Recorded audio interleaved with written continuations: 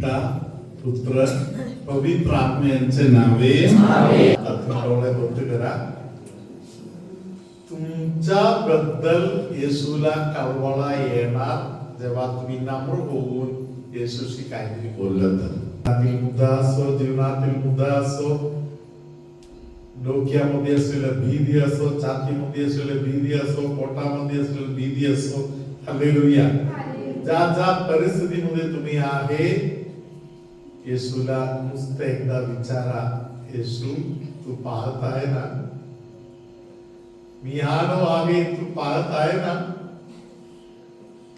मी पण त्या लोकांच्या सारखा पळत तिकडे आलो आहे, तुझ्या दर्शनासाठी आलो आहे. येशू पहा ना. प्रभू येशू, तुझ्या कळवळा आलेले हृदय आज काल सदा सर्वदा समान आहे. आज इथे जमलेल्या प्रत्येक भावाकडे बहिणीकडे तू बघितलं, तू त्यांना बरे केलेलं आहे. म्हणून येशू मी तुझे आभार मानतो. एक जोरदार टाळी येशूला.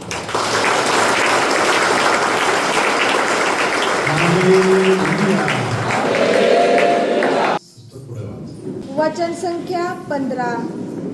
दिवस उतरल्यावर त्याचे शिष्य त्याच्याकडे येऊन म्हणाले, ही अरण्यातील जागा आहे व वेळ होऊन गेली आहे. लोकांनी गावात जाऊन स्वतःकरिता खावयास विकत घ्यावे, म्हणून त्यांना निरोप द्या. वचन संख्या 16. येशू त्यांना म्हणाला, त्यांस जाण्याची गरज नाही, तुम्हीच त्यांना खावयास द्या. हालेलुया. येशू देणार एक चॅलेंज आहे. Praise the Lord. येशू देणार एक चॅलेंज आहे. त्यांची व्यवस्था तू करू शकतेस. त्यांची व्यवस्था तुझ्याकडून होणार, तुझ्याकडून होणार. Praise the Lord. हालेलुया. धन्यवाद येशू. हालेलुया. तुम्ही असा प्रकारे करा म्हणून मी तुम्हाला बोलत नाही, तरी मला आठवत आहे माझा पप्पा कुठे प्रेयर ग्रुपला वर जाऊन प्रार्थना वगैरे करून येतात. दोघे तिघांना माझं घर छोटा होता, वातावरण वर एवढं काही जोरदार नाहीये, तरी माझा पप्पा दोघे तिघांना कुठून घरी घेऊन यायचा.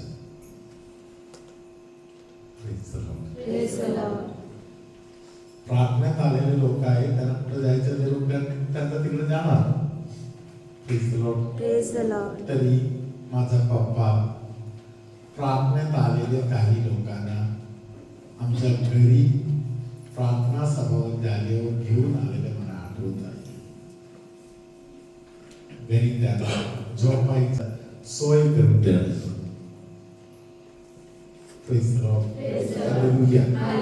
त्यांची व्यवस्था करून देणार. मम्मीला विचारून नाही, घरी आल्यानंतर मम्मीला सांगणार, दोघे जण आलेला आहेत, तिघे जण आलेला आहे. हालेलुया. परम पवित्र संस्काराला हालेलुया. धन्यवाद येशू. हालेलुया. मी तुम्हाला मूर्खपणा करा म्हणून बोलत नाही. पुण्यामधून एक साधी ताई माझ्या आयुष्यामध्ये मला भरपूर फोन केला. ती ताई मला सांगायची, फादर, रस्त्यावरून एक स्त्री पावसामध्ये भिजत जात आहे म्हणून मला कीव आला. मी तिला घरी बोलवलं. तेव्हा माझ्या नवऱ्याने मला विचारलं, कशाला तू तिला घरी आणून ठेवली? Praise the Lord. Hallelujah. ती बहीण, त्या बहिणीने मला बोलले, फादर बेनी, शेवट असं झालं की त्या दोघांच्या दोस्ती चालू झाले आणि मी घरी नोकराणी झाली. मी घरी कामगारी झाली. माझ्या घरी मला किंमत नाही. Praise the Lord. ते सर्व मूर्खपणाच्या गोष्ट आहे. हालेलुया. प्रार्थनेतील लोक मूर्खपणा नाही करायचे. प्रत्येक गोष्टी विचारपूर्वक व्यवस्थित काय पूर्ण करायला पाहिजे. हालेलुया. धन्यवाद येशू. तरी देवाच्या राज्यामध्ये येशूला मागे पुढे बघायची गरज नाही. हालेलुया. येशू जवळ आलेल्या प्रत्येकाचा येशूने सोय केली. येशूने शिष्याला सांगितलं, तुला जमणार, तुम्हाला जमणार. Praise the Lord. अनेक गोष्टीसाठी कधी कधी तुम्हाला वाटते आमच्याला होणारच नाही, जमणारच नाही, आम्ही नाही करणार. हालेलुया. तरी परमेश्वराचा आत्मा तुम्हाला जर सशक्त केला, तुमच्याने एकदम अशक्य असलेल्या अनेक गोष्टी होणार. एक गोष्ट आणायची, मी माझ्या देवाबरोबर सहकार्य करताय. मी एकटा नाही करत. माझ्या देवाने मला हाक मारलेला आहे. मी माझ्या देवाबरोबर सहकार्य करताय. माझ्याने होणार. माझं नाव आहे सिसिलिया डी सिल्वा. वसईमधील गास पॅरिशमधील आहे. सुरुवातीला मी अमराईचे क्षमा मागत आहे की मला साक्ष द्यायला उशीर होत आहे. 2021 पासून मी फादर बेन्नी यांचे व्हिडिओ पाहायला लागले. त्यामधून मी व्हिडिओ पाहिली होती. पण एक दिवस माझी बहीण, मोठी बहीण मला भेटली. मला बोलली, अमला आई, आपले फादर बेन्नी यांचे व्हिडिओ खूप चांगले असतात, मी जाऊन आलेली आहे, खूप चांगला अनुभव आहे. आणि त्यापासून मी सगळे हे व्हिडिओ पाहू लागले. सप्टेंबर 2022च्या वेळेला माझी मुलगी इंजिनिअरिंगच्या शेवटच्या वर्षाला होती. फादर आंबेले कॉलेज होतो आणि अनेक चांगल्या कंपन्या प्लेसमेंटसाठी येत होत्या. त्याच्यातली माझ्या मुलीला कंपनी मिळाली, चांगली होती. आम्ही अजून कंपन्या येत होत्या. मी प्रार्थना करत होते की अजून चांगली कंपनी मिळते. आणि खरोखरच आम्ही 33 वेळा मायाळू कुमारी आणि याच्या फादर बेन्नी आणि आपल्याला प्रार्थना शिकवलेल्या आहेत. या प्रार्थना आम्ही बोलत होतो आणि चांगली कंपनी माझ्या मुलीला प्लेसमेंट म्हणून मिळाली. त्याबद्दल मी अमला आईचे आभार मानते. ही माझी पहिली साक्ष आहे. त्यानंतर जून 2023 मध्ये मला थोडा कशाचा त्रास, म्हणजे काय की माझा आवाज निघत नव्हता आणि मी शाळेत शिक्षिका आहे, त्याच्यामुळे शाळेत तर बोलायला लागतेच. आणि त्यावेळेला मी फादर बेन्नीचे व्हिडिओ पाहत होती. तर त्याच वेळेला जून जुलैच्या टायमामध्ये 2-3 व्हिडिओ आले आणि त्या व्हिडिओमध्ये एका बाईची साक्ष होती की फादर बेन्नीने असा संदेश दिला होता त्यांच्यासाठी त्यावेळेला की कोणाच्या तरी कशाचा त्रास आहे, आवाज निघत नाही, तो येशू बरा करून देत नाही. आणि त्यावेळेला मी कंटिन्यू जेव्हा ते 3 दिवस फादर बेन्नीचे व्हिडिओ पाहिले, तेव्हा त्यावेळेला फादर बेन्नीने 3 दिवस पण असा संदेश दिला की कोणाचा तरी आवाज निघत नाहीये तर आवाज येशू बरा करून देत आहे. आणि तो संदेश मी माझ्यासाठी स्वीकारला आणि खरोखरच माझ्या जो कशाचा आवाज निघत नव्हता तो आवाज माझा बरा झाला. त्यानंतरची दुसरी साक्ष झाली. त्यानंतर तिसरी साक्ष आहे की आम्ही ज्या घरात राहत होतो, घर चांगलंच होतं, पण आम्हाला नवीन घर बांधायचं होतं, डिमॉलिश करून नवीन घर बांधायचं होतं. तर त्याच्यासाठी आम्ही जवळजवळ 1 डिसेंबर 2023ला आम्ही घर संपूर्ण डिमॉलिश केलं आणि पुन्हा बांधण्यासाठी सुरुवात केली. आणि आमच्या कृपेने आणि फादर बेन्नीच्या आशीर्वादाने आम्ही 1 डिसेंबर 2023ला जे घर बांधायला घेतलं होतं ते 1 डिसेंबर 2024ला आम्ही त्या घरामध्ये राहायला गेलो. आणि सुंदर असं घर परमेश्वराने आम्हाला दिलेलं आहे. आणि विशेष म्हणजे या घरासाठी 1 पैशाची कमतरता पण आम्हाला पडलेली नाही. आणि पावसाळ्याचे दिवस होते, डिसेंबर महिन्यापर्यंत, म्हणजे जून जुलैचे. परंतु एक पाण्याचा थेंबही जेव्हा पाऊस पाहिजे तेव्हाच पाऊस पडला, जेव्हा आपल्याला गरज नाही तेव्हा पावसाची गरज नव्हती तेव्हा पाऊस नाही. अशा पावसाची किंवा 1 पैशाची पण कशाचीही कमतरता आम्हाला अमलाईने दिली नाही. त्याबद्दल आम्ही अमलाईचे फादर बेन्नी आणि सर्व सिस्टरांचे आभार मानते.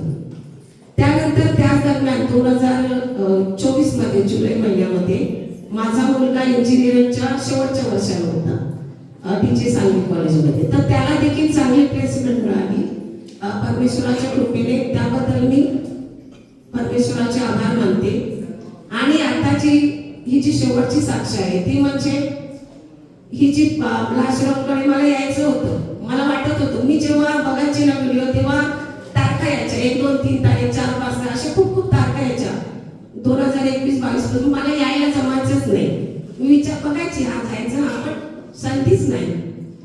तर यावेळेला काय झालं, जेव्हा मी शाळेत गेली असं या एक 7-8-15 दिवसाच्या अगोदर, तेव्हा शाळेत असा आमच्या टीचरांनी विषय काढला की फादर बेंडिंगची 1, 2, 3 तारखेला रिट्रीट आहे, त्यानंतर पण आहे. तर मी एवढं बघितलं नाही की होळीची सुट्टी असेल की काय. मी बघितलं तर लगेच 1, 2, 3 ला होळीची सुट्टी आहे, 4 ला राखीव सुट्टी आहे. वा, काम झालं. मग मी काय विचार केला की आता काय, पण मी एकटी काय करणार. तरी मी ठरवलं की जायचं म्हणजे जायचं. आम्हाला आईची आपल्याला हाकाली आपण जायचं. आणि मग मी तयारी केली. मी रिचार्डांना फोन केला आणि मी तयारी केली. इथे येण्याची संधी दिली. जेव्हा मी बसमध्ये चढली तेव्हा आमच्याच शाळेत शिकवणाऱ्या म्हणजे झेडपीलाच असणाऱ्या एक आमच्या दुसऱ्या मॅडम त्या गाडीमध्ये चढल्या. आणि खरोखरच मला म्हणजे साथ मिळाली आहे, आपल्या सगळ्यांची साथ. परंतु मग मला खूप बरं वाटलं, म्हणजे ही योजना ही परमेश्वराचीच योजना आहे. आणि त्यामुळे या रिट्रीटला येण्याची संधी मला प्रभू परमेश्वराने दिलेली आहे, आम्हाला आईने दिली आहे. आणि हे 3 दिवस अगदी व्यवस्थितपणे प्रार्थनेमध्ये भरवले. त्याबद्दल मी आमलाईचे आभार मानते, फादर बेंडी यांचे आभार मानते, सर्व सिस्टरांचे आभार मानते. बरोबर असो. सर्वशक्तिमान परमेश्वर बाप पुत्र पवित्र आत्मा तुम्हा सगळ्यांना, तुमच्या कुटुंबियांना, तुमच्या हेतूना आशीर्वाद देवो. 2 बोटांचा पर्यंत आणि तिथून पाठीमागच्या तळपायाच्या वरच्या भागामध्ये त्रास असलेल्या काही लोकांना पवित्र आत्म्याने आता स्पर्श केलेला आहे. एका डोळ्याला सूजन आल्यासारखा होऊन त्या डोळ्याला तक्रार होत आहे असे कोणाला तरी, पाणी वगैरे येत आहे, सूजन आल्यासारखा त्रास होत आहे असे कोण असेल तर त्यांना प्रभूचा स्पर्श भेटत आहे. अचानक पायाच्या काही जोडीला वगैरे दुखणे चालू झालेलं आहे किंवा चालू होत आहे असे कोणाला तरी अचानक, कधी दुखत नव्हतं अशा ठिकाणी अचानक दुखायला चालू होत आहे. कधी घाबरून जात आहे, पुढे काय होईल का. हालेलुया. अशा परिस्थितीतील काही लोकांना पवित्र आत्मा स्पर्श करत आहे. पायाच्या मांडीच्या पाठीमागच्या भागामध्ये पूर्ण पाठीमागचा भाग जड झाल्यासारखा होत आहे. असा परिस्थितीतील कुणाला तरी पवित्र आत्म्याने स्पर्श केलेला आहे. हालेलुया. घबराहट त्रास देत आहे आणि त्यामुळे छातीच्या वरच्या भागामध्ये एक पूर्ण भागामध्ये खूप त्रास होत आहे असे कोणाला तरी पवित्र आत्मा स्पर्श करत आहे. कोणतरी बोलता मध्ये बोलण्याचा सवय असलेले कोणतरी पुढच्या व्यक्तीला गप करण्याचा सवय आहे.